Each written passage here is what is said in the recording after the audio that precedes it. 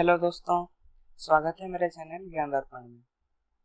हम मेरे चैनल के माध्यम से बेहतरीन टाइप का जीके नॉलेज रिलेटेड फैक्ट्स और कुछ भी इंटरेस्टिंग फैक्ट्स जो कि मुझे लगता है कि आप सबको अच्छा लगता है, तो उसके बारे में मैं वीडियो बनाता हूँ। तो आप सबको तो स्पेस के बारे में जानने का बहुत ही इंटरेस्ट रहा होगा। कभी आपने ये सोचा है कि जो हमारे रॉकेट्स होते हैं जिसकी मदद से एस्ट्रोनॉट ऊपर की ओर जाते हैं, फिर वेरियस टाइप ऑफ सैटेलाइट को हम ऊपर भेजते हैं, वो आखिर जाता कैसे है? और अगर वो जा भी गया तो रिटर्न कैसे आता है अर्थ में? क्योंकि ऊपर तो कोई भी फोर्स नहीं होता है, तो फिर वो वापस कैसे आते हैं? तो इन सब डाउट को ये वीडियो आपके लिए बिल्कुल सॉल्व कर देगा। इसके वीडियो देखने के बाद आपको रत्ती भर भी डाउट नहीं होगा, ये मेरी गारंटी। तो वीडियो शुरू करने से पहले हमें पहले जानना होगा कि जो स्पेस शटल होते हैं, जिसको स्पेस क्राफ्ट भी कहा जाता है, वो आखिरकार होता क्या है? तो हमारा स्पेस शटल या फिर जो स्पेस क्राफ्ट है वो ऐसा यान है, यानी कि ऐसा व्हीकल है जिसकी मदद से हम सैटेलाइट्स या फिर एस्ट्रोनॉट को हमारे अर्थ की सरफेस से आउटर स्पेस को ले जाते हैं। तो आउटर स्पेस क्यों ले जाते हैं? घूमने के लिए तो नहीं जाते होंगे वो। तो वो इसलिए जाते हैं कि हमारे जो आउटर स्पेस होते हैं, यानी कि अंतरिक्ष में, वो जाकर वहां पर रिसर्च करते हैं कि अगर कोई भी पॉसिबिलिटी है लाइफ का, या फिर कुछ प्लैनेट, या फिर हमारे जो आसपास के एनवायरनमेंट है, क्या मतलब उसके पहले बहुत साल पहले वहां पर लाइफ थी, एग्जिस्ट करती थी या नहीं। इन सब बारे में डिस्कस मतलब जानने के लिए वो जाते थे आउटर स्पेस में। तो आउटर स्पेस में जाने के लिए उनको क्या चाहिए? एक यान चाहिए, और उस यान को हम कहते हैं स्पेस शटल या फिर स्पेस क्राफ्ट से कह सकते हैं। तो जो स्पेस क्राफ्ट होता है उसको हम एक से ज्यादा बार यूज कर सकते हैं। मतलब एक स्पेस क्राफ्ट को हम अर्थ की सरफेस से आउटर स्पेस की ओर ले गए। जब हमारा मिशन कंप्लीट हो गया, वो हमारे आउटर स्पेस से अर्थ के पास वापस आ गया है, उसको हम फिर उसमें जो मतलब खराबी आई होगी उसको ठीक करके हम अपने नेक्स्ट मिशन में भी उसे यूज कर सकते हैं। यानी कि ऐसा नहीं होता है कि एक स्पेस मिशन में एक ही स्पेस शटल यूज हो सकता है। कई मिशन में एक ही बार मतलब एक से अधिक बार हम स्पेस शटल को यूज कर सकते हैं। तो बढ़ते हैं, ये रहा आज का मतलब सबसे इंटरेस्टिंग वाला पार्ट कि स्पेस शटल जो काम करते हैं उसके पीछे फिजिक्स क्या है। तो फिजिक्स की बात आएगी तो फिर न्यूटन सर जी का तो बात आएगा ही आएगा। तो न्यूटन सर ने क्या दिया? 3 लॉ दिए थे। एक फर्स्ट लॉ होता है, 2 सेकेंड, और तीसरा थर्ड लॉ। इन तीनों लॉ यूज होते हैं इसमें स्पेसक्राफ्ट को कैसे हम अर्थ की सरफेस से आउटर की ओर ले जाते हैं। तो उनका फर्स्ट लॉ कुछ ऐसा था कि अगर एक चीज मतलब एक बॉल अगर स्टेबल है, मतलब एक जगह पर वो रहा है, तो जब तक वो उधर है तो वो अपने आप को कभी वहां से मतलब हिलाने के बारे में नहीं सोचेगा कि वो यहाँ से डिस्प्लेस होगा या फिर कहीं और अपने आप तो नहीं चला जाएगा।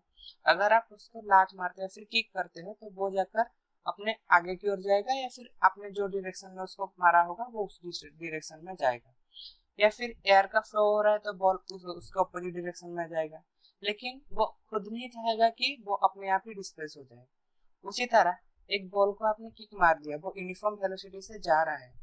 जब तक आप उसको एक फोर्स देके नहीं रोकेंगे वो ऐसे ही जाता रहेगा।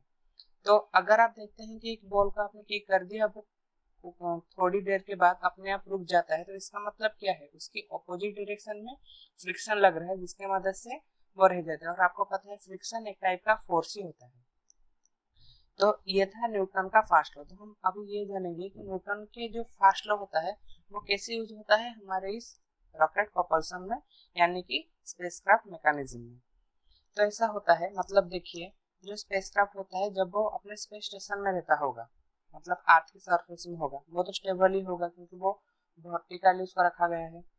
तो हमें ये करना है कि उसको अभी प्रोजेक्ट करना है, मतलब ऊपर की ओर छोड़ना है। तो हमें क्या होगा? एक एक्सटर्नल फोर्स देना होगा। एक्सटर्नल फोर्स देने के बाद वो अपने आप उसी फोर्स की मदद से वो ऊपर की ओर जाएगा। तो वो फोर्स क्या होगा? तो ये हमें पता चलेगा न्यूटन के सेकेंड लॉ में। तो बढ़ते हैं हमारे न्यूटन के सेकेंड लॉ।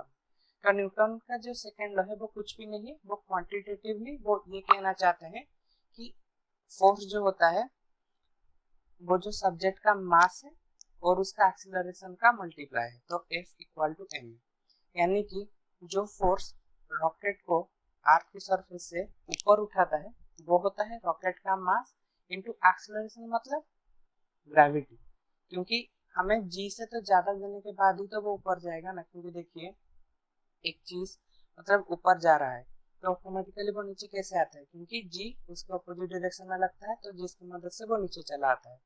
अगर हमें इस रॉकेट को ऊपर खींच मतलब भेजना है तो इसका मतलब क्या है, हमें जो अर्थ का ग्रेविटेशनल एक्सीलरेशन है यानी कि जिसे हम स्मॉल जी कहते हैं, जो कि 9.8 मीटर पर सेकेंड स्क्वायर होता है, उससे ज्यादा एक्सीलरेशन से उसकी अपोजिट डायरेक्शन मतलब अर्थ हमेशा ग्रेविटी हमेशा नीचे की ओर लगता है, तो हमें अपवर्ड एक्सीलरेशन देना होगा जो कि हमारे स्मॉल जी से ज्यादा होगा, जिसकी मदद से हमारा जो स्पेसक्राफ्ट होगा वो अर्थ की सरफेस से बाहर की ओर जा पाएगा। तो इधर F जो फोर्स लगेगा, M क्या है जो रॉकेट का मास है, और A क्या है, A है G से ज्यादा, मतलब ग्रेविटी ऑफ जो एक्सीलरेशन ग्रेविटी होता है 9.8 मीटर पर सेकेंड का उससे ज्यादा, तब जाके आपका जो रॉकेट होगा वो अर्थ की सरफेस से बाहर जाएगा। तो फिर हम बढ़ते हैं न्यूटन के थर्ड लॉ की ओर, जो कि इसका मेन कॉन्सेप्ट ही यही है, रॉकेट प्रोपल्शन का मेन कॉन्सेप्ट है न्यूटन का थर्ड लॉ। उन्होंने ये कहा था कि every action has an equal and opposite reaction. एक रॉकेट को हमें ऊपर छोड़ना है, ठीक है, तो एक रॉकेट को ऊपर छोड़ना है मतलब हम क्या उसको तो ऐसा फोर्स इतना सारा फोर्स तो नहीं दे सकते कि उसको हम ऊपर ही फेंक देंगे, ऐसा तो नहीं हो सकता। तो हम क्या करते हैं उसकी अपोजिट डायरेक्शन में मतलब अर्थ के ऊपर एक फोर्स देते हैं, जिसकी मदद से इक्वल एंड अपोजिट रिएक्शन होने के बाद वो ऑटोमेटिकली ऊपर जाता है। समझने की कोशिश करेंगे, हमारा वर्टिकली रॉकेट है, ठीक है, हमें उसको ऊपर भेजना है, तो एक रॉकेट को हम तो फेंक नहीं सकते ना ऊपर, लेकिन हम अर्थ के ऊपर तो प्रेशर दे सकते हैं ना, फोर्स दे सकते हैं, ठीक है। तो हम क्या करते हैं, हम उसके जो नीचे वाले सरफेस होते हैं ना, जो अर्थ का सरफेस है रॉकेट के नीचे वाले हिस्से में, हम बहुत सारा प्रेशर यानी कि फोर्स देते हैं। ये होता है हमारा एक्शन। एक्शन इधर जो दिया है every action has an equal and opposite reaction, तो ये जानना जरूरी है कि एक्शन क्या है और रिएक्शन क्या है। तो इसमें एक्शन ये है हम जो अर्थ के ऊपर फोर्स देते हैं, ये है हमारा एक्शन। तो क्या होगा, इक्वल एंड ऑपोजिट रिएक्शन होगा, हम अर्थ के ऊपर एक्शन दे रहे हैं, इक्वल होगा मतलब जितना प्रेशर हम अर्थ के ऊपर दे रहे हैं उतना ही प्रेशर अर्थ देगा रॉकेट के ऊपर, इक्वल एंड ऑपोजिट, उसके ऑपोजिट डायरेक्शन में वो भी इक्वल, यानी कि हम अगर ज्यादा प्रेशर अर्थ को दे रहे हैं, अर्थ क्या करेगा उसके ऑपोजिट डायरेक्शन में यानी कि रॉकेट के ऊपर वही फोर्स देगा, ठीक है, वही फोर्स देगा वो भी रॉकेट के ऊपर, जिसके मदद से हमारा रॉकेट ऊपर जाएगा। होप आपको समझ में आया होगा। तो ये रहा सबसे इंटरेस्टिंग पार्ट, जो हमारा स्पेसक्राफ्ट है उन सबका पार्ट क्या है। तो जो पहला है उसको कहते हैं, मतलब जो ऑरेंज कलर का दिखाया गया है वो है एक्सटर्नल टैंक। पहले हम ये बता देंगे कि पार्ट क्या है, फिर हम उसके बारे में डिस्कस करेंगे। फिर ये जो दोनों लगे हुए हैं बोथ साइड में, उनको कहते हैं सॉलिड रॉकेट बूस्टर। एक सेकंड में आपको लेबलिंग करके दिखा देता हूँ। ये रहा एक्सटर्नल टैंक, ये वाला, ठीक है, और जो ये रहा, ये दोनों, ये एक और ये एक, ये दोनों रहे सॉलिड रॉकेट बूस्टर। और ये जो पार्ट है हमारा जो कि मेन पार्ट है, मतलब पता चलेगा आपको मैंने ऐसा क्यों कहा कि ये मेन पार्ट है जी, ये वाला है हमारा ऑर्बिटर, ठीक है। जो मैंने पहला सर्कल किया है वो है एक्सटर्नल टैंक, ऑरेंज कलर का दिख रहा है, साइड में दोनों लगे हुए हैं क्या सॉलिड रॉकेट बूस्टर जो आरो मार्क दिया हुआ है, और नीचे जो मतलब एरोप्लेन की तरह दिख रहा है वो है हमारा ऑर्बिटर, जिसको मैंने स्क्वायर से लेबलिंग की है। तो अभी बढ़ते हैं हमारे अगले स्लाइड के ऊपर, एक्सटर्नल टैंक। एक्सटर्नल टैंक का सबसे इम्पोर्टेंट चीज है ये रीयूजेबल नहीं है, यानी कि जो पहले पार्ट में हमने देखा सॉलिड रॉकेट बूस्टर और ऑर्बिटर ये रीयूजेबल है, मतलब इसको हम मतलब कई बार इस्तेमाल कर सकते हैं, लेकिन ये जो एक्सटर्नल टैंक है ऑरेंज कलर का उसे हम यूज नहीं कर सकते, ये सबसे इम्पोर्टेंट है। तो इधर लिखा गया है द एक्सटर्नल टैंक और ईटी, ईटी का मतलब वही एक्सटर्नल टैंक है, is the gas tank for the orbiter, जो ऑर्बिटर है मतलब जो एरोप्लेन की तरह दिखता है उसका एक गैस टैंक है। It contains the propellants used by the space shuttle main engine. Main engine कौन सा पार्ट है, जो एरोप्लेन का पार्ट आपको दिखा ना, उसके नीचे 3 मेन इंजन लगा हुआ है, जिसके बारे में हम बाद में डिस्कशन करेंगे, मतलब अगले टाइम में, इसी वीडियो में, लेकिन बाद के पार्ट में हम डिस्कशन करेंगे। तो एक्सटर्नल टैंक और ET is the gas tank for the orbiter. It contains the propellants, मतलब जो फ्यूल होता है जो कि मेन इंजन में काम करता है, तो इसको कैरी करने का काम करता है हमारा एक्सटर्नल टैंक। एक्सटर्नल टैंक और ET is the gas tank for the orbiter, ये ऑर्बिटर का गैस टैंक है। इट कंटेन्स द प्रोपेलेंट्स, ये फ्यूल रखता है, फ्यूल स्टोर करता है, मतलब गैस टैंक यानी कि फ्यूल टैंक, ये हमारा जो स्पेस शटल मशीन है उसका फ्यूल टैंक है, जो कि मेन इंजन में डाला जाता है, जिसकी मदद से हमारा जो स्पेस शटल है काम करता है। The tank is also the backbone of the shuttle, इसीलिए तो उसको पीछे रखा गया है। देख रहे हैं आप, ये जो ऑरेंज कलर का पार्ट है, देखिए मैं बताता हूँ, ये रहा हमारा जो ऑरेंज कलर का पार्ट है, इसके साथ कनेक्ट हुआ है दो साइड में हमारा सॉलिड रॉकेट बूस्टर, फिर उसके साथ कनेक्ट हुआ है हमारा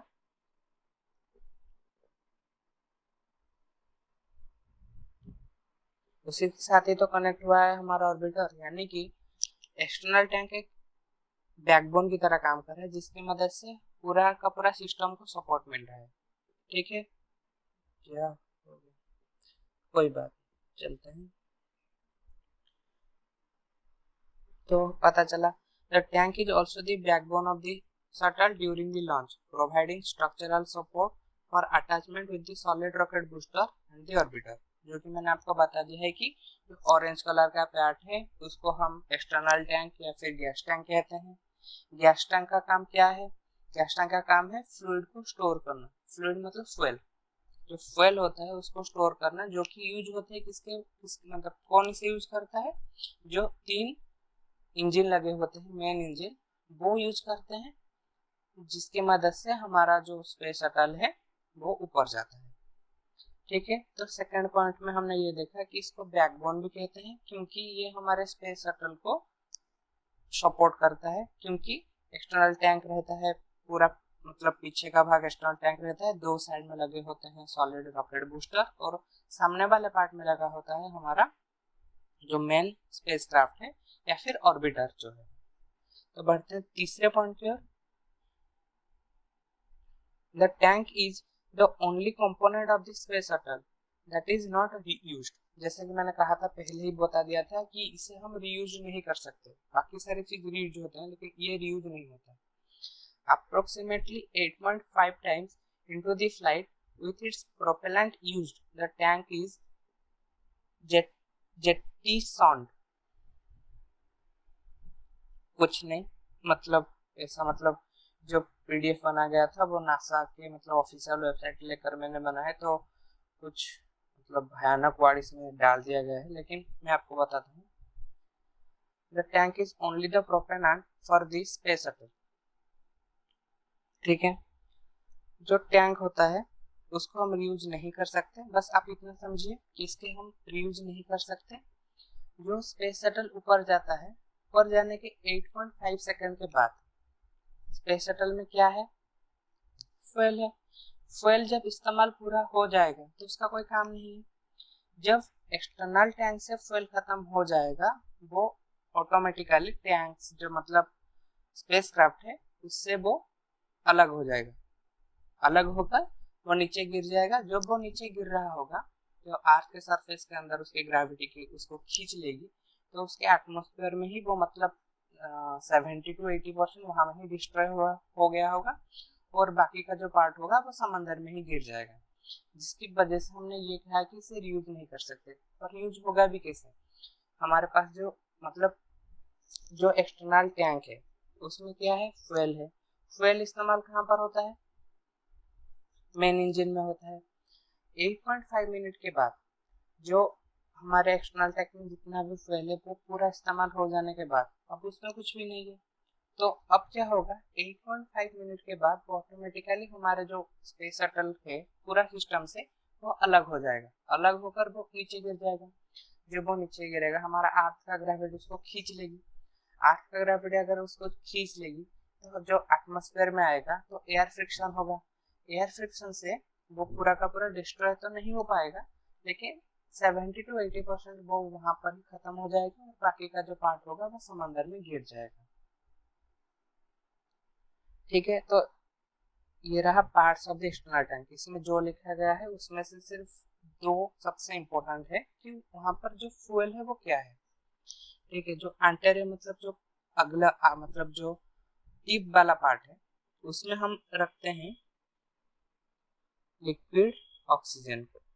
ठीक है, जो मतलब जब हम वर्टिकली रखते हैं तो उसके ऊपर वाले पार्ट में हमारा होता है लिक्विड ऑक्सीजन। जो नीचे वाला पार्ट होता है मतलब जो वर्टिकल रखने के बाद ऊपर तो जो मतलब टिप वाला पार्ट में हमारा रहा लिक्विड ऑक्सीजन, अब नीचे वाले पार्ट में रहता है हमारा लिक्विड हाइड्रोजन। ठीक है, जो बीच वाला रहता है मतलब ये देखिए, ये जो पार्ट, ये जो पार्ट है बीच का वाला पार्ट, ये जो दिख रहा है ना आपको, ये वाला पार्ट। ठीक है, जो मतलब ऐसा मतलब स्ट्रेट लाइन लगा हुआ है तो वो होता है हमारा इंटर टैंक। ठीक है, तो आपको क्या पता चला, जब वो वर्टिकली रह रहा होगा तो उसमें तीन पार्ट हो गए। पहला पार्ट, बीच का पार्ट, नीचे का पार्ट। जो टीप वाला पार्ट है जो ऊपर की ओर मतलब फेस कर रहा है, मतलब जो टीप वाला पार्ट है उसमें होता है लिक्विड ऑक्सीजन, तो उसको हम क्या बोलेंगे, लिक्विड ऑक्सीजन टैंक। जो नीचे वाला पार्ट है जो सरफेस की ओर रहता है उसमें होता है हाइड्रोजन, लिक्विड हाइड्रोजन, तो उसको हम क्या बोलेंगे, हाइड्रोजन टैंक।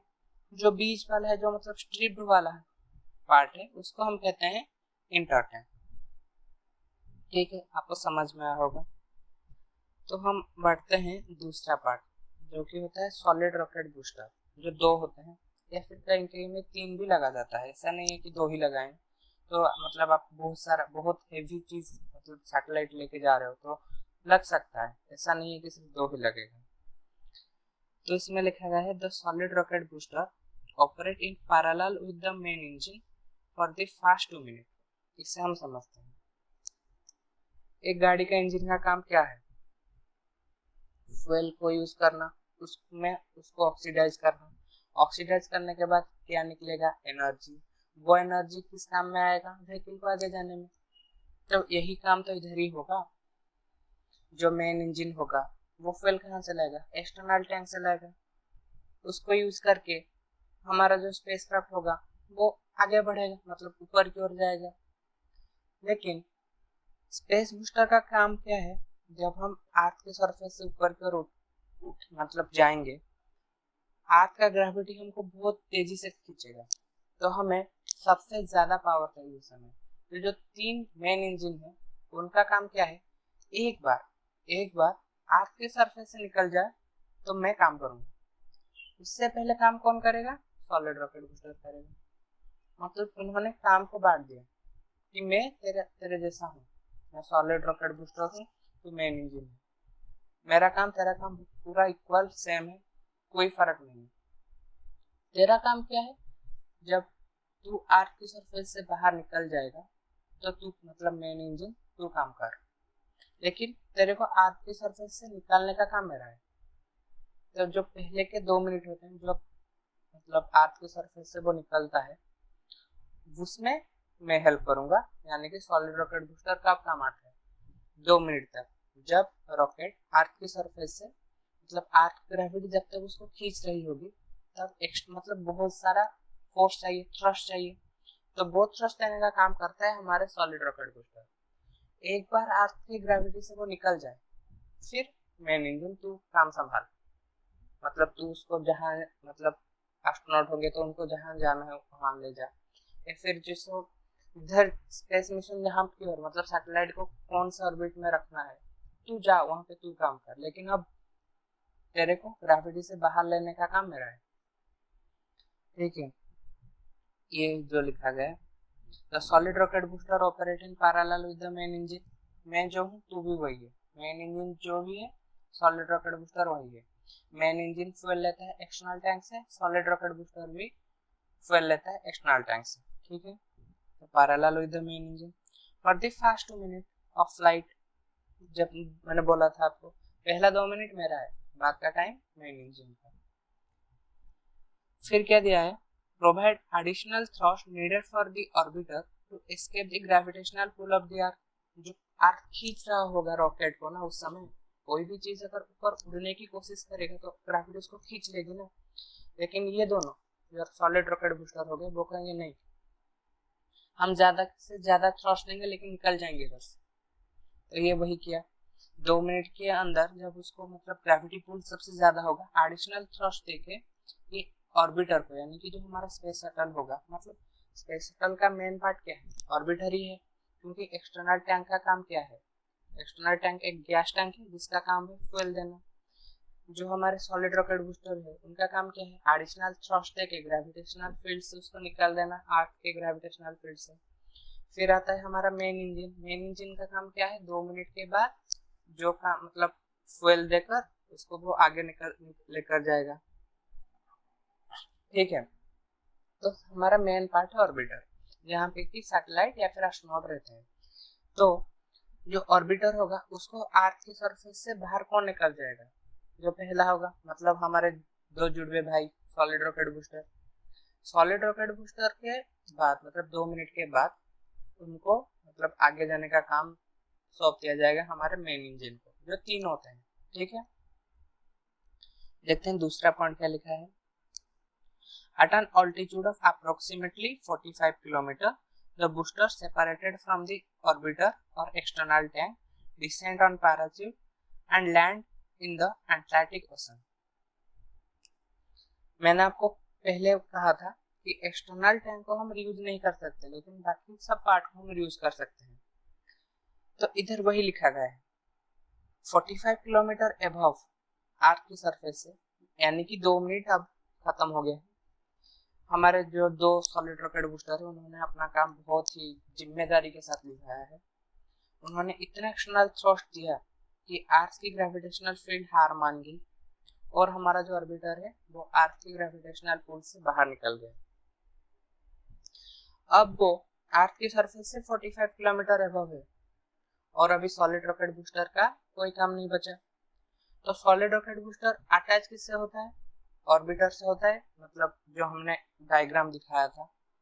एक सेकंड आपको दिखा देता हूँ, हमें जानना है बस। ये रहा डायग्राम, ये मतलब पूरा अच्छे से वाला डायग्राम है।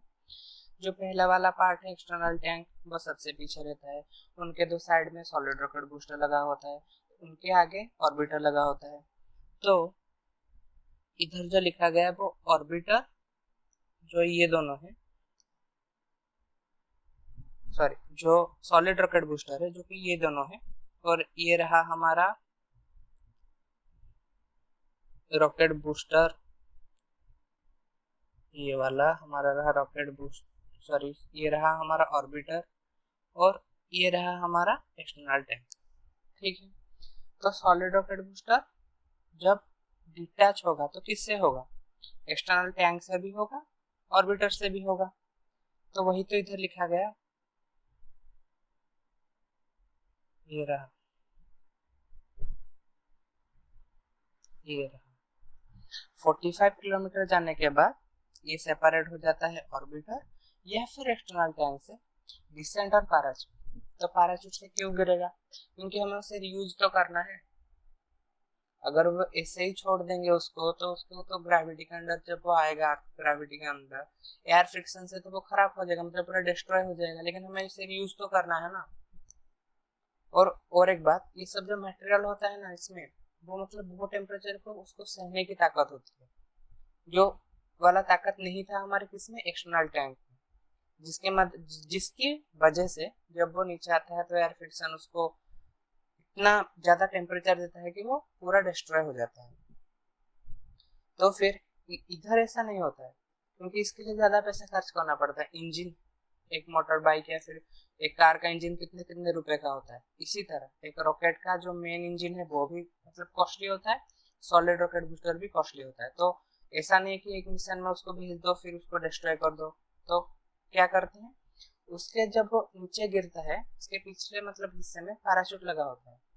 पैराशूट क्या करता है, जो अर्थ का ग्रेविटी उसको जितनी एक्सीलरेशन से मतलब नीचे की ओर खींच रहा होगा, पैराशूट क्या करेगा, उसके ऑपोजिट डायरेक्शन में एक्सीलरेशन देना शुरू कर देगा। मतलब जो नेट एक्सीलरेशन होगा वो 0 हो जाएगा या फिर इतना मिनिमम हो जाएगा जो मदद करता है सॉलिड रॉकेट बूस्टर को सेफली लैंड करने में, यानी कि वो डिस्ट्रॉय नहीं होगा। तो पढ़ते हैं, they are recovered by ships, return to land and refurbished for use. हमारा रॉकेट को मतलब जो स्पेसक्राफ्ट है उसको जब छोड़ा जाता है तो पहले डिटैच होता है हमारा सॉलिड रॉकेट बूस्टर 2 मिनट के अंदर, फिर 8.4 मिनट के अंदर हमारा डिटैच होता है एक्सटर्नल टैंक। जो सॉलिड रॉकेट बूस्टर जब डिटैच होता है तो मतलब वो जब नीचे गिरता है पैराचूट की मदद से, वो अटलांटिक ओशन में ही गिरेगा। ऐसा क्यों? क्योंकि हमारा जो भी मतलब ऐसा मतलब रूल है, रूल मतलब जो भी मतलब स्पेस स्टेशन से निकलता है उसके आसपास मतलब समंदर ही होते हैं। देखिए हमारा इसरो मैंगलोर समंदर के पास ही है, तो जितना भी रॉकेट अपने स्पेस स्टेशन से निकलेगा उसके आसपास समंदर होते हैं, ताकि हमारे जो मतलब स्थल भाग होते हैं मतलब जहाँ पर लिविंग पीपल मतलब लोग रहते हैं उनको कोई नुकसान ना हो। अगर समंदर में गिरेगा तो कोई नुकसान नहीं है। तो इसीलिए अटलांटिक ओशन में वो जब गिरेगा उसके ऊपर से पैराचूट लगा होगा तो वो सेफली गिर जाएगा। इसी समय में हमारा जो शिप्स होता है, समझ रहे हैं, शिप्स होता है वो वहां पर ऑलरेडी मतलब तैनात होते हैं। जो वो गिरेगा उसको वो कलेक्ट कर लेते हैं, फिर उसमें मतलब कोई भी अगर डैमेज हुआ होगा उसको मतलब ठीक ठाक करके उसको नेक्स्ट मिशन में यूज करते हैं। इसीलिए कहा गया है कि जो सॉलिड रॉकेट बूस्टर है उसको हम रीयूज कर सकते हैं। होप आपको समझ में आया होगा। The booster also assist in guiding the entire vehicle during the initial ascent. ठीक है, अब आप कहेंगे कि पैरेलल तो काम कर रहे हैं तो एक्स्ट्रा काम क्या किया है इसने वो मशीन जो स्पेस क्राफ्ट था उसको एक दिशा दी है। ठीक है, मतलब हम फुटबॉल को किस दिशा में मारेंगे तो हमारे पैर को पता होगा ना, हम इसको सीधा मारेंगे या फिर टेढ़ा मारेंगे या फिर इतने डिग्री में मारेंगे। तो जो पैर मतलब हमारे, मैं समझा रहा हूँ, जो हमारा पैर है उनके लिए वो है सॉलिड रॉकेट बूस्टर। वो उनको फोर्स तो दिया लेकिन किस डायरेक्शन में देगा, किस डायरेक्शन में आपको जाना है, मतलब अपवर्ड मतलब इस डिग्री में जाना है फिर सीधा जाना है, ये डायरेक्शन देने का काम भी हमारा सॉलिड रॉकेट बूस्टर करता है। ठीक है, तो बढ़ते हैं हमारे ऑर्बिटर की। तो वैसे तो ऑर्बिटर मतलब वो जो प्लेन होता है वो इक्वल टू ऑर्बिटर है, जहाँ पर हम कुछ भी चीज को ले जाने के लिए काम करते हैं। सैटेलाइट उस चीज मतलब क्या, मतलब खाना वाना तो लेकर जाना नहीं है, तो मतलब जो मतलब सैटेलाइट होते हैं या फिर जो हमारे मतलब स्पेस स्टेशन है उसका कुछ चीज उस टाइप का हैवी हैवी मेटल्स, वो सब मटेरियल्स लेकिन लेने के लिए ऑर्बिटर काम करते हैं। या फिर मतलब कोई मिशन में हमको एस्ट्रोनॉट को भेजना है तो वो इसी ऑर्बिटर में जाएंगे। इसका स्ट्रक्चर पूरा एक्यूरेट टू एरोप्लेन होता है और काम भी एरोप्लेन की तरह होता है। बस इसके नीचे 3 मेन इंजन लगा होता है जिसकी मदद से वो फ्यूल को यूज करके इस ऑर्बिटर को स्पेस में आगे या फिर कहाँ पे भी ले जाने के लिए काम में आता है। ये देखिए जो मैंने कहा था उसका मतलब नीचे भाग में ऑर्बिटर के नीचे 3 लगा होता है main engine. The 3 space shuttle main engine, मैंने बोला था आपको 3 मेन इंजन होंगे। In conjunction with the solid rocket boosters, provide the thrust to lift the orbiter off the ground for the initial ascent. The main engines continue to operate for 8.5 minutes after launch, the duration of the shuttle's power flight. मैंने क्या कहा था, solid rocket booster और हमारा जो main engine है वो एक ही है, मतलब उनका काम एक ही है। लेकिन पहले 2 मिनट में पहले 2 मिनट में सबसे ज्यादा एडिशनल थ्रस्ट कौन देता है? Solid rocket booster. लेकिन इधर जो लिखा गया है ये भी थोड़ा सा काम करता है। इन दोनों का काम है थ्रस्ट देना। थ्रस्ट क्यों देना है? ताकि फोर्स उसके अपोजिट डायरेक्शन में लगे और रॉकेट ऊपर जा सके। लेकिन इनका पहला काम 2 मिनट के अंदर किसका होता है? आप बस इतना याद रखिए कि हमारा जो स्पेस शटल है उसको हमें देना है फोर्स, उसके अपोजिट डायरेक्शन में देना है, मतलब अर्थ को देना है। तो उसके ऊपर थ्रस्ट लगाना, वो जो एक्शन होता है वो होता है जिसको हम अर्थ के ऊपर करते हैं। रिएक्शन क्या है? अर्थ जो रॉकेट के ऊपर करता है। रॉकेट का 3 पार्ट है, ठीक है। पहला पार्ट का नाम क्या है? External tank. दूसरा पार्ट का नाम क्या है? Solid rocket booster. तीसरा पार्ट का नाम क्या है? Orbiter. External tank orange colour का होता है, ये दोनों साइड से सॉलिड रॉकेट बूस्टर और आगे से ऑर्बिटर के साथ लगा हुआ आता है। इसका काम क्या है? प्रोपेलेंट यानी कि जो फ्यूल है उसको कैरी करना। फ्यूल यानी कि उसके ऊपर पार्ट में होगा ऑक्सीजन, लिक्विड ऑक्सीजन, जिसको हम कहेंगे, उस पार्ट को कहेंगे क्या? Liquid oxygen tank. नीचे वाला पार्ट को हम क्या कहेंगे? उसमें क्या होगा? पहले उसमें होगा लिक्विड हाइड्रोजन, तो उसको हम क्या कहेंगे? Liquid hydrogen tank. बीच वाले पार्ट को इंटर टैंक, ठीक है। तो फ्यूल क्या है इसमें? लिक्विड हाइड्रोजन है और लिक्विड ऑक्सीजन है। फिर आते हैं हम, हाँ इसमें और एक मेन पार्ट था कि रियूजेबल नहीं है। 8.5 मिनट के बाद जब उसका पूरा फ्यूल खत्म हो जाता है, मतलब सॉलिड रॉकेट बूस्टर ने भी उससे फ्यूल ले लिया, हमारा मेन इंजन ने भी उससे सारा फ्यूल ले लिया, जब उसमें कोई भी फ्यूल नहीं रहता वो डिटैच हो जाता है और अर्थ के ग्रेविटी के कारण वो पूरा खराब, मतलब नष्ट हो जाता है। फिर आते हैं सॉलिड रॉकेट बूस्टर, ये 2 होते हैं, उनका काम पैरेलल टू होता है मेन इंजन में। लेकिन पहले 2 मिनट में एडिशनल थ्रस्ट देने का काम करता है हमारा सॉलिड रॉकेट बूस्टर, जिसकी मदद से वो जो एडिशनल थ्रस्ट देता है इसकी मदद से वो अर्थ की सरफेस से उसके ग्रेविटेशनल पुल जो होता है उसको पार करके वो ऊपर ले जाता है हमारे स्पेसक्राफ्ट को। फिर 2 मिनट के बाद वो भी डिटैच हो जाता है। किससे? 8.5 मिनट के बाद तो हमारा एक्सटर्नल टैंक डिटैच होता है। इसका मतलब 2 मिनट के अंदर एक्सटर्नल टैंक होगा उसमें, तो वो एक्सटर्नल टैंक से डिटैच हो जाता है। फिर डिटैच होता है, मतलब एक्सटर्नल टैंक के साथ भी डिटैच होता है और ऑर्बिटर के साथ भी डिटैच होता है। तो उससे डिटैच होने के बाद जब वो अर्थ की ओर गिरता है तो उसके अपोजिट से निकलता है पैराशूट। पैराशूट का काम क्या है? जो ग्रेविटी उसको नीचे की ओर खींच रही होगी वो उसको एक्सेलरेशन देने का काम करेगा उसके अपोजिट डायरेक्शन में। तो एक्सेलरेशन नेट 0 हो जाएगा या फिर बहुत कम हो जाएगा, जिसके मदद से वो जो सेफली लैंड कर पाएगा हमारे अटलांटिक ओशन में और उससे शिप के माध्यम से लेकर उसको रिफर्बिश्ड करके नेक्स्ट मिशन के लिए तैयार किया जाता है। फिर आता है हमारा ऑर्बिटर। ऑर्बिटर कुछ नहीं, एरोप्लेन की तरह है, उसमें हम कोई भी चीज ले जा सकते हैं और एस्ट्रोनॉट को लेकर जाते हैं। लेकिन उसके नीचे वाले पार्ट में होते हैं 3 मेन इंजन। इन 3 मेन इंजन का काम क्या है? वो जो सॉलिड रॉकेट के था उसको थोड़ा सा थ्रस्ट वहां देगा, लेकिन उसका इंपॉर्टेंट काम कब होता है? 8.5 मिनट के बाद, जब जो स्पेसक्राफ्ट है उससे एक्सटर्नल टैंक निकल जाएगा, सॉलिड रॉकेट बूस्टर निकल जाएगा, फिर रॉकेट को ले जाने का काम करता है हमारा मेन इंजन। ठीक है, समझ में आया ना आपको? ठीक, अब आता है लैंडिंग ऑफ स्पेसक्राफ्ट।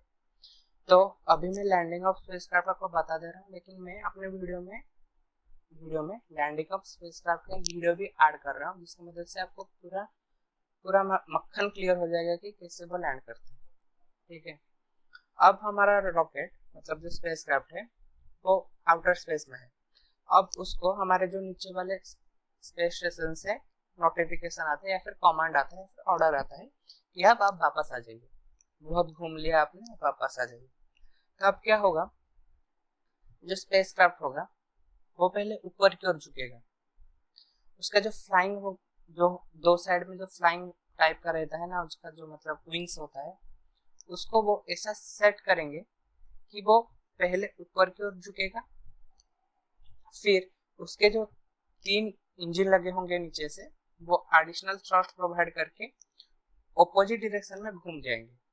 ठीक है, मतलब वो जिस डायरेक्शन में जा रहे होंगे उस डायरेक्शन के ऑपोजिट डायरेक्शन में वो घूम जाएंगे। फिर क्या करेगा जो स्पेसक्राफ्ट, अब वो अपने टिप को, जो उसका नोज है, उसको अर्थ की ओर घुमाएगा। फिर एक जो सेफली लैंडिंग होता है, मतलब वो अभी अर्थ की ओर रिटर्न आएगा। जब वो रिटर्न आ रहा होगा थोड़ी सी डिस्टेंस में, मतलब अर्थ से कुछ डिस्टेंस में, वो उसके नीचे से व्हील्स निकलेंगे जो कि लैंडिंग करने के लिए मदद करेंगे। तो जब व्हील निकलेगा फिर वो लैंड करेगा। अब वो कुछ समय उस रनिंग ट्रैक में जाएगा और उसके पीछे के हिस्से से पैराशूट निकलेंगे। क्यों? क्योंकि स्पेस जो क्राफ्ट है वो भी बहुत स्पीड में होगा, तो उसकी स्पीड को घटाने के लिए उसकी अपोजिट डायरेक्शन में हमें क्या देना होगा? एक्सीलरेशन, जिससे कि नेट एक्सीलरेशन 0 या फिर बहुत कम हो जाए। तो पैराशूट खोलने के बाद उसकी मोशन थोड़ा कम होगा, फिर वो टारगेटेड जगह पर रुक जाएगा और वहां से हमारे जो एस्ट्रोनॉट होंगे वो बाहर निकलेंगे, या फिर मतलब समझ रहे हैं कि वो अब अर्थ में लैंडिंग कर चुका है। तो इसका वीडियो जो है मैं अपना नेक्स्ट स्लाइड में दे रहा हूँ, इसे जरूर देखें, आपको पूरा मक्खन क्लियर हो जाएगा। 1 minute now to touchdown. Discovery's landing gear will be locked down and into place at 300 feet in altitude.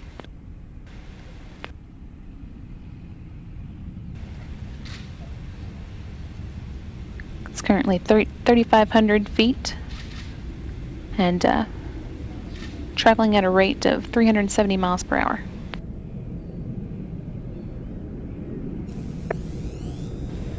"30 seconds until touchdown."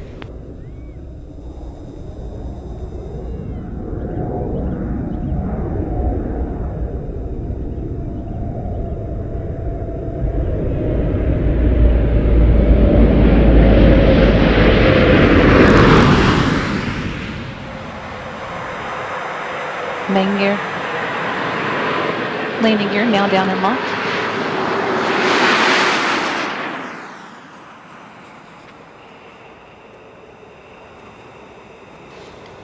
Main gear touchdown. Pilot Jim Dutton now deploying the drag chute.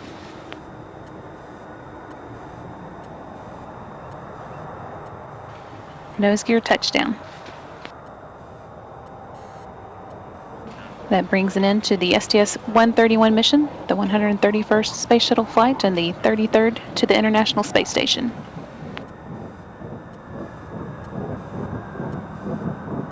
Discovery left Florida on April 5th with 7.6 tons of new science equipment and spare parts, including equipment that should improve the station's capability for Earth observation work, equipment that could help astronauts avoid muscle atrophy and scientists better understand muscle atrophy, and equipment that will help keep the station systems cooling properly. कैसे ये काम करता है तो मैं आपको और एक बार मतलब पहले से बता दे रहा हूँ। स्पेसक्राफ्ट यानी कि अंतरिक्ष यान। अंतरिक्ष यान क्या है? एक ऐसा यान है जिसकी मदद से हम कुछ भी भारी चीज यानी कि सैटेलाइट या फिर एस्ट्रोनॉट को अर्थ की सरफेस से आउटर सरफेस को ले जा सकते हैं। ठीक है, इसका 3 पार्ट। पहला पार्ट को हम क्या कहते हैं? ऑरेंज कलर का एक्सटर्नल टैंक या फिर गैस टैंक। दूसरे पार्ट को कहते हैं जो 2 साइड में लगे होते हैं उसको हम क्या कहते हैं? Solid rocket booster. फिर जो आगे के हिस्से में एरोप्लेन की तरह दिखने वाला पार्ट होता है उसको कहते हैं ऑर्बिटर। ठीक है, एक्सटर्नल टैंक ऑरेंज कलर का होता है। इसमें 3 पार्ट होते हैं। पहले पार्ट मतलब ऊपर के वाले पार्ट को हम क्या कहते हैं? लिक्विड ऑक्सीजन होता है, इसीलिए इसको कहते हैं ऑक्सीजन टैंक। नीचे वाले पार्ट में लिक्विड हाइड्रोजन होता है, इसीलिए हम उसे कहते हैं हाइड्रोजन टैंक। बीच वाले पार्ट को कहते हैं हम इंटर टैंक। ये 8.5 मिनट के बाद जब सॉलिड रॉकेट बूस्टर को फ्यूल देने का काम कर दिया, मेन इंजन ने इससे सारा फ्यूल ले लिया है, अब ये पूरा खाली है, तो एग्जैक्टली नहीं कह सकते, अप्रोक्सीमेटली 8.4 या फिर 8.5 मिनट्स के बाद ये डिटैच हो जाता है। कहाँ से? हमारे स्पेस शटल से। डिटैच होने के बाद जब वो गिरता है तो उसको हमारा अर्थ का ग्रेविटी पुल कर लेता है और एयर की फ्रिक्शन की वजह से वो पूरा खराब हो जाता है और जो भी बचा कुचा होगा वो हमारे समंदर में गिर जाता है। फिर हम आते हैं दूसरा पार्ट, यानी कि जो जुड़वे भाई, उनको हम कहते हैं सॉलिड रॉकेट बूस्टर, जिनका काम इक्वल टू मेन इंजन होता है, लेकिन पहला 2 मिनट का ही हमारा है। स्पीड रॉकेट बूस्टर कहता है कि पहला 2 मिनट का काम हमारा है, हम हमारे स्पेस शटल को अर्थ के ग्रेविटेशन पुल से पहले निकाल दें, फिर मेन इंजन तुम अपना काम करो। ठीक है, फ्यूल इसको फ्यूल कहाँ से मिलेगा? एक्सटर्नल टैंक से मिलेगा। एक्सटर्नल टैंक से फ्यूल लेकर एक एडिशनल थ्रस्ट देता है हमारे स्पेस शटल को, जिसकी मदद से हम अर्थ की ग्रेविटेशनल पुल को पार करके बाहर निकल आते हैं। तो अब इसका काम खत्म हो गया सॉलिड रॉकेट बूस्टर का। तो ये क्या करेगा, अब डिटैच हो जाएगा हमारे एक्सटर्नल टैंक से या फिर ऑर्बिट से। डिटैच होने के बाद हमें इसे यूज करना है क्योंकि बहुत कॉस्टली होता है। जब अर्थ की ओर ये गिरेगा तो उसके पीछे वाले भाग से पैराशूट निकलेगा। पैराशूट का काम क्या है भाई, उस जिस डायरेक्शन में मोशन हो रहा है उसके अपोजिट डायरेक्शन में एक्सीलरेशन देना। तो नेट एक्सीलरेशन 0 या फिर बहुत कम हो जाएगा, जिसकी मदद से वो सेफली लैंड कर लेगा अटलांटिक सी में। शिप की मदद से स्पीड रॉकेट बूस्टर को कलेक्ट करके उसको रिफर्बिश करके नेक्स्ट मिशन के लिए तैयार किया जाता है। ठीक है, फिर आता है हमारा ऑर्बिटर। ऑर्बिटर कुछ नहीं है, जो एरोप्लेन के वाला पार्ट है, मतलब कुछ नहीं है, मतलब क्या है, ये पूरा स्पेस शटल का हार्ट और ब्रेन दोनों ही है, मतलब मेन पार्ट है। क्योंकि घूमने के लिए तो कोई नहीं जा रहा था ना ऊपर, और सिर्फ एक्सटर्नल टैंक और स्पीड रॉकेट बूस्टर लगा के भेज देंगे तो करेंगे क्या? ठीक है, तो इसको हम मतलब ब्रेन और heart of the space shuttle कहा जाता है। क्यों? क्योंकि यही मेन पार्ट है, इसे ही लेकर जाना है एस्ट्रोनॉट को या फिर सैटेलाइट को, जो कि मतलब हमारे रिसर्च में काम आएंगे। ठीक है, तो इसमें हम एरोप्लेन की तरह दिखने वाला पार्ट होता है, जिससे कि हम हैवी सैटेलाइट या फिर एस्ट्रोनॉट को लेकर जाते हैं। और इसके नीचे भाग में 3 मेन इंजन लगा होता है। 3 मेन इंजन क्या कर रहा है, मतलब जो 2 मिनट में हमारा सॉलिड रॉकेट बूस्टर काम करता है उसमें थोड़ा सा थ्रस्ट देने का काम करता है, लेकिन मेन काम कब है? 8.4 एग्जैक्टली नहीं, 8.4 मिनट के बाद फ्यूल जो मिलता है उसको एक्सटर्नल टैंक से, उसको ऑक्सीडाइज करके एनर्जी प्रोडक्शन करता है, जो एनर्जी यूज होता है स्पेसक्राफ्ट को अपने डिजायर्ड पोजीशन के पास जाने के लिए। ऑक्सीडेशन होने के बाद इसमें फ्यूल कौन कौन से यूज होता है, याद कीजिए थोड़ा, लिक्विड हाइड्रोजन और लिक्विड ऑक्सीजन। तो ये दोनों जब यूज हो जाते हैं तो उससे हमारे प्रोडक्ट मतलब एक्सट्रैक्ट के रूप से निकलता है वाटर और एनर्जी। एनर्जी देने के बाद वो अपनी रिक्वायर्ड पोजीशन में पहुंच गया। अब जब उसको मतलब ऑर्डर आएगा या फिर कमांड आएगा कहाँ से? स्पेस स्टेशन में, जो कि ग्राउंड में होता है। तो ऑर्डर आने के बाद वो पहले क्या करेगा, जो डायरेक्शन में वो होगा उसको अपोजिट डायरेक्शन में घूमना पड़ेगा। अगर आप कहीं पर जा रहे हैं तो यू टर्न लेंगे ना, तो वो वही यू टर्न लेगा पहले। यू टर्न लेने के बाद बहुत ऊपर है, तो अब वो क्या करेगा, अपने नोज को मतलब जो उसका फ्रंट पार्ट है उसको अर्थ की ओर मुड़ेगा पहले। अर्थ की ओर मुड़ने के बाद सॉलिड मतलब फ्यूल को यूज करके उसको ऑक्सीडाइज करके उसमें से एनर्जी मिलने के बाद स्पेस शटल अब अर्थ की ओर रिटर्न करेगा। अर्थ को रिटर्न करने के बाद वो अर्थ से कुछ मीटर ऊपर ही अपने नीचे से फ्यूल निकलेगा, जैसे एरोप्लेन में होता है। वो सेफली लैंड कर लेगा, लेकिन उसका स्पीड सबसे ज्यादा होगा स्पीड। तो उसको स्पीड घटाने के लिए उसके ऑपोजिट डायरेक्शन में उसको क्या देना पड़ेगा, एक्सीलरेशन देना पड़ेगा। और एक्सीलरेशन देने का काम कौन करेगा? पैराशूट करेगा। तो पैराशूट निकलते हैं, पैराशूट निकलने के बाद उसका जो नेट एक्सीलरेशन होगा वो 0 हो जाएगा या फिर बहुत लेस होगा। तो कुछ ही देर जाने के बाद स्पेस शटल रुक जाएगा, मतलब सेफली लैंड कर गया। तो स्पेस शटल निकलने के बाद वहां पर जो एस्ट्रोनॉट हो गए वो बाहर आएंगे, या फिर मतलब वो आ गया है अभी। कहने का मतलब है कि मतलब सैटेलाइट को उसने लगा दिया, लगाने के बाद आ गया, या फिर एस्ट्रोनॉट गए थे तो उससे वापस आ गए। तो अब मतलब कुछ भी मतलब खराबी होगी स्पेस ऑर्बिट में या स्पेस क्राफ्ट में, तो उसको फिर से मतलब रिफर्बिश करके उसको नेक्स्ट मिशन में भी यूज कर सकते हैं। तो ये था आज का पूरा वीडियो। होप ये वीडियो थोड़ा लंबा हो गया, लेकिन आपको समझने में अच्छा लगेगा। ठीक है, और यहाँ पर जो डिटेल्स दिए गए हैं इन सबको मैंने मतलब नासा की ऑफिशियल वेबसाइट पे लेकर पढ़ के आपके लिए बना है। तो इन सब का लिंक भी मैं आपको डिस्क्रिप्शन बॉक्स में दे दूँ। और अगर आपको ये वीडियो अच्छा लगा तो उस वीडियो को शेयर कीजिए, ताकि आपकी तरह और कोई मतलब आपके दोस्तों को भी इन सब के बारे में जानने का मौका मिले।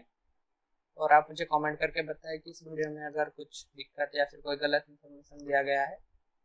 तो मिलते हैं हमारे अगले वीडियो में। अगले वीडियो में मैं सोच रहा हूँ कि आपके लिए जीके क्विज लेकर आऊँगा इस टॉपिक के रिलेटेड, यानी कि हमारे मतलब वर्ल्ड के पहले सैटेलाइट कौन से थे, पहले एस्ट्रोनॉट कौन थे, मतलब उसी टाइप का आप समझ रहे होंगे। तो 50 जनरल नॉलेज का क्विज मैं इसी टॉपिक से लेकर आऊँगा।